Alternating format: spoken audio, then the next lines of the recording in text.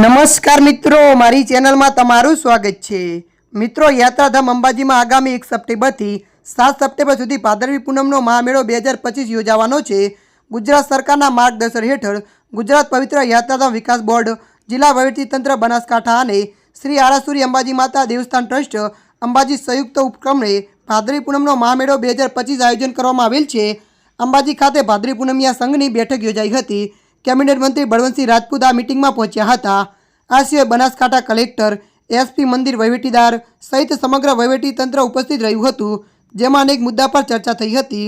ભાદરવી પૂનમના મેળામાં 1624 સંઘો રજીસ્ટર થયેલા છે, જે મેળા દરમિયાન અંબાજી આવશે। મળતી માહિતી અનુસાર વધુ જણાવી દઈએ કે ભાદરવી પૂનમના દિવસે ચંદ્રગ્રહણ હોવાથી બપોરે 12:30થી ગર્ભગૃહ બંધ કરીને જાળીમાંથી દર્શન થશે। ભાદરવી પૂનમના દિવસે સાંજે 5 વાગ્યા બાદ ચંદ્રગ્રહણના લીધે સંપૂર્ણ બંધ કરી દેવામાં આવશે। સમગ્ર અંબાજીમાં સીસીટીવી કેમેરા લગાવીને 24 કલાક બાજ નજર રાખવામાં આવશે। વૃદ્ધ અને દિવ્યાંગ માટે દર્શન વ્યવસ્થા રાખવામાં આવશે, જેમાં ગોલ્ફ કોર્ટનો ઉપયોગ કરવામાં આવશે।